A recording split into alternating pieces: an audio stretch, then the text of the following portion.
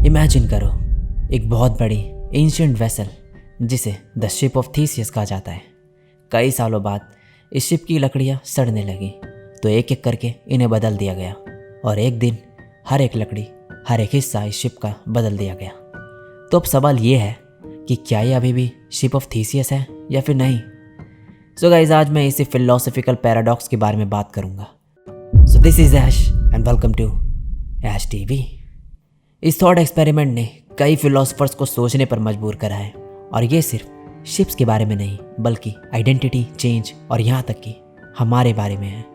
चलो थोड़ा और गहराई में जाते हैं। तो वापस शिप ऑफ थीसियस पे आते हैं। अब इमेजिन करो कि किसी ने वो सारी पुरानी लकड़ियाँ लेके एक न्यू शिप बना दी।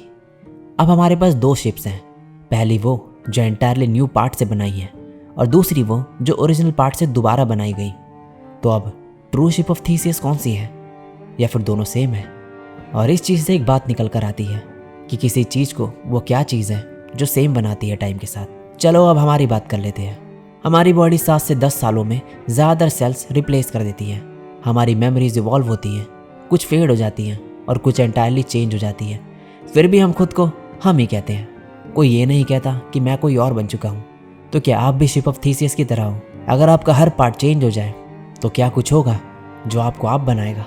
कुछ फिलोसोफर्स हाँ कहते हैं और बताते हैं कि ये सिर्फ फिजिकल पार्ट्स की बात नहीं बल्कि कॉन्टिन्यूटी की है। ये हमारे लाइफ, पर्पस और एक्सपीरियंस के बारे में है जो सब कुछ बनाता है। लेकिन कुछ फिलोसोफर्स डिसएग्री करते हैं। वो आर्ग्यू करते हैं कि आइडेंटिटी फिजिकल कंपोनेंट से बनती है। अगर शिप का हर एक पार्ट या फिर हमारी बॉडी रिप्लेस कर दी जाए तो वह हम नहीं कहलाएंगे। और कुछ कहते हैं कि आइडेंटिटी एक डीप चीज़ से जुड़ी हुई है, जैसे कि एसेंस और पर्पस। उनके लिए ship of Theseus still same ship है क्योंकि वो सेम रोल प्ले करती है और सेम हिस्ट्री कैरी करती है। तो ये दो फिलोसॉफिकल व्यू पॉइंट्स है आइडेंटिटी को लेकर। पहला मटेरियलिस्ट जो फोकस करते हैं फिजिकल पे और दूसरा एसेंशियलिस्ट जो फोकस करते हैं पर्पस और एसेंस पे। तो क्या होगा अगर ये दोनों ही आंसर इनकरेक्ट हो? ये पैराडॉक्स सिर्फ शिप और इंसानों के बारे में नहीं, ये मॉडर्न टेक्नोलॉजी में भी अप्लाई होती है। AI या फिर क्लोनिंग के बारे में सोचो।